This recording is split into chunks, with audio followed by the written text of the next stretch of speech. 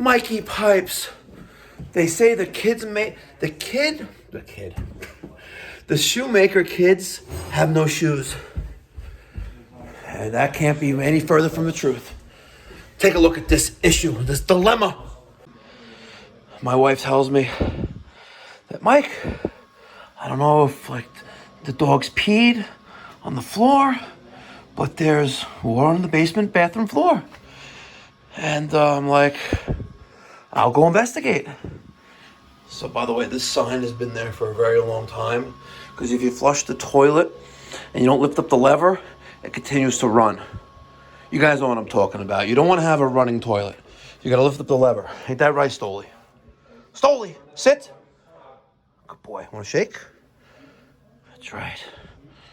Okay, let's go see what happened. You ready? So, I got my towel here as a knee pad, and let's take a look. Right there. We have a leak. We have a leaker, Mama. She's dripping. She's dripping. So, ladies and gentlemen, you run into a problem with the supply line that is no bueno. Oh my God, it's a compression. I never knew that. That the supply line is no bueno. And, it's a long weekend, maybe a holiday, and you don't want to pay for the emergency plumber to come out. Just close this. Okay, just like that. And we'll give it a flush. And you'll see what I mean. The tank lever doesn't go back up. Except right now, of course it did. So we released the pressure from that.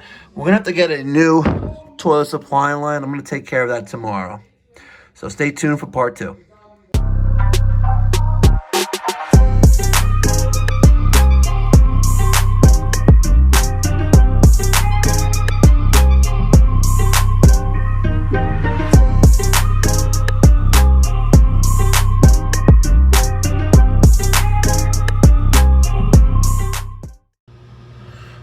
Before we get started, let's just take a look at what we're working with here. Now, this is not your typical toilet. Obviously, we have this contraption sitting on top of this elongated toilet. This is called a washlet. It offers a heated seat. It offers different features such as rear oscillating and soft rear oscillating front, a dryer, different seat temperatures, water temperatures, and dryer temperatures. This is manufactured by Toto, and this is called a Toto washlet. But nonetheless, it essentially is a very extravagant seat, but if you believe in hygiene, this is one way to achieve that. You don't got to spend hundreds of dollars for something like this. You can also get a portable version that looks like this. Pretty cool, travel size. You could pick this up for about $50 on Amazon. Amazon Prime, you get in 1 or 2 days, $50, runs on a AA battery, travel size. You'll always have a clean derriere. All right, so let's quickly take a look at what we have here. The bottom of the toilet, we have our toilet fill valve. We have this adapter right here, which is for our washlet seat. But let's just focus on this right here. This is called a Speedy, or a flexible stainless steel supply, similar to this right here. It comes in different sizes. It's always best to use short as possible. Here, this is an improper install. The curvature right here puts a lot of strain and possibly restricting the water flow. I would like to use something like this here. This is called a chrome plated supply, water closet supply. It has that top end right there, which is designed to connect to the bottom of the toilet fill valve. Pretty good. But one of the first things we're going to do before we get started is make sure we turn the water off.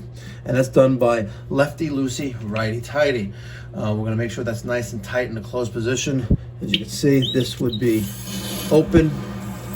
And when you open a valve, we'll talk about it later, just back it off a little bit.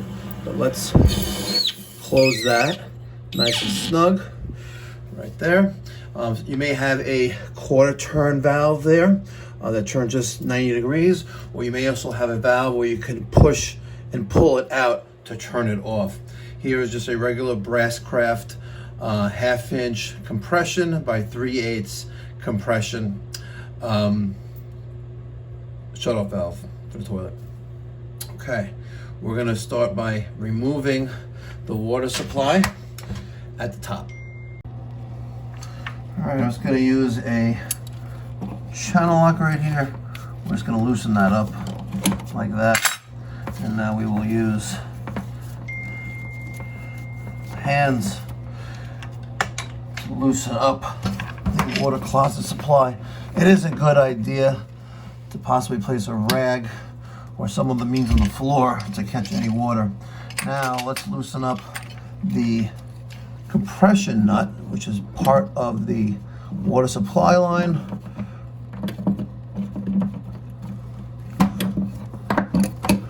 All right. And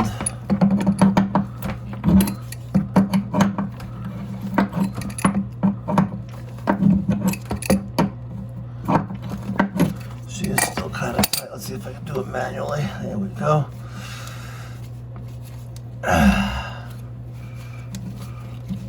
There we go. So, there we have it. You can tell this old one has definitely lived a long life. Take a look at this sticker. It says, "Do not over tighten." So this is by, I can't even pronounce that, but she's definitely a leaker.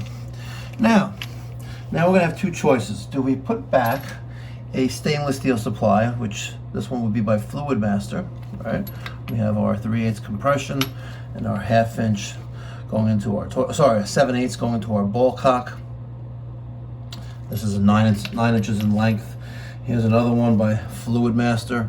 This is a 12 inch by length. But I think we're gonna do something a little differently here, only because I love showing off tools of the trade, like this bender by Rigid that I've had for over 20 years. We're gonna use a chrome plated supply. I'm gonna show you step by step how we do it. Now, before we get started with using the 3/8 chrome plated supply, I'm just gonna show you real quick how to use the braided stainless steel supply. I'm just going to affix that right to the bottom of our fill valve, okay? And you're gonna see that this one is not really perfect, but we're gonna fit that right there. Now, personally, I think this looks like trash.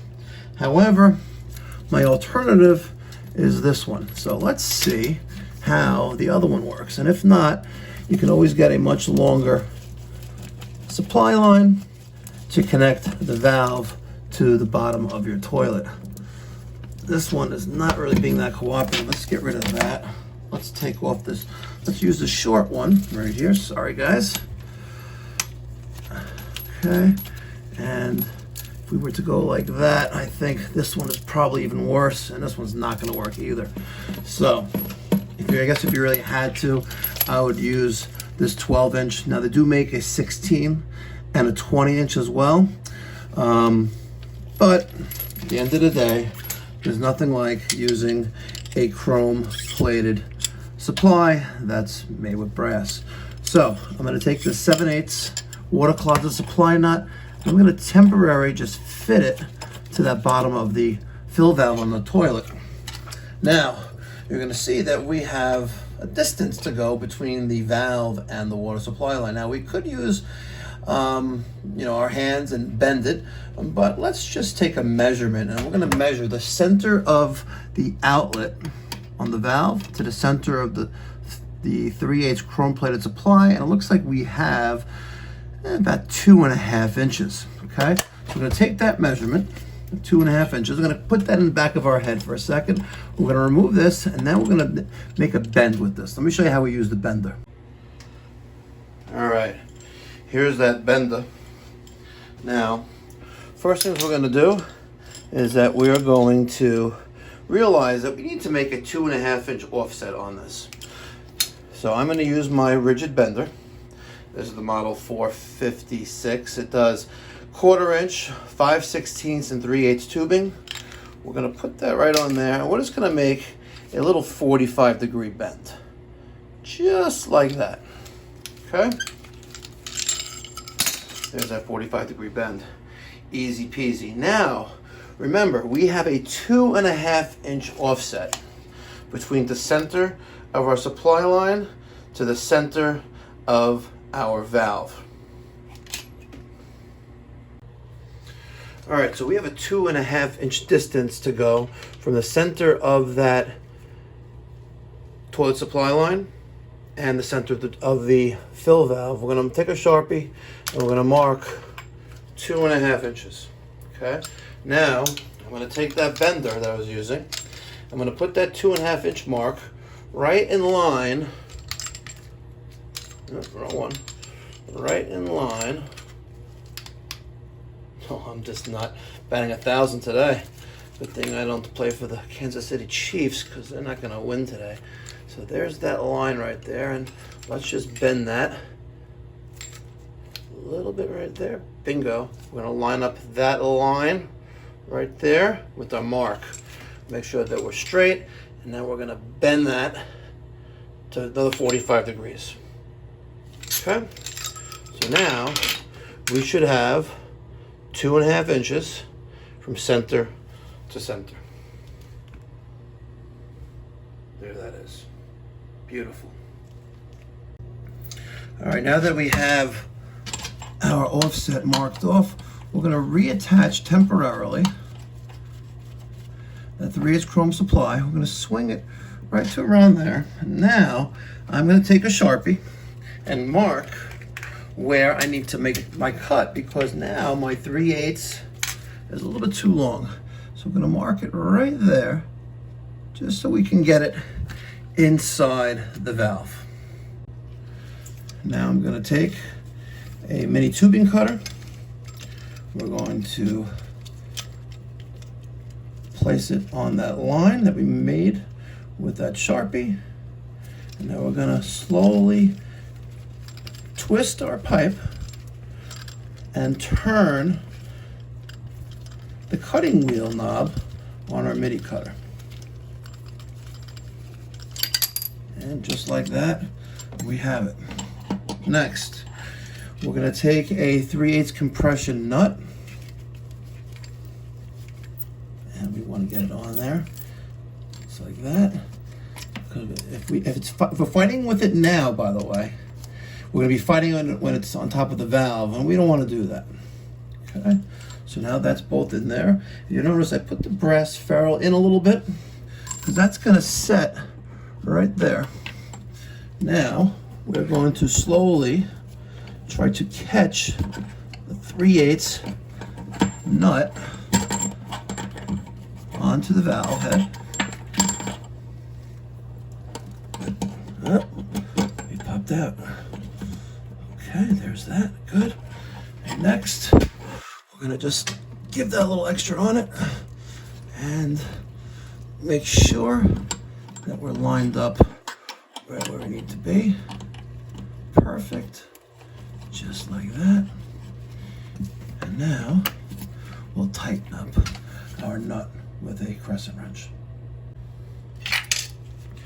And then we'll tighten up our 7/8 water closet supply nut with a crescent. Come on. There we go. And now we'll turn on the water. Slowly at first. And back it off just a hair. And there you have it. So if you have a leaking toilet and it's coming from your water closet supply line, step by step, hope you got it under control. Thank you for watching. Be well. God bless. Stay safe.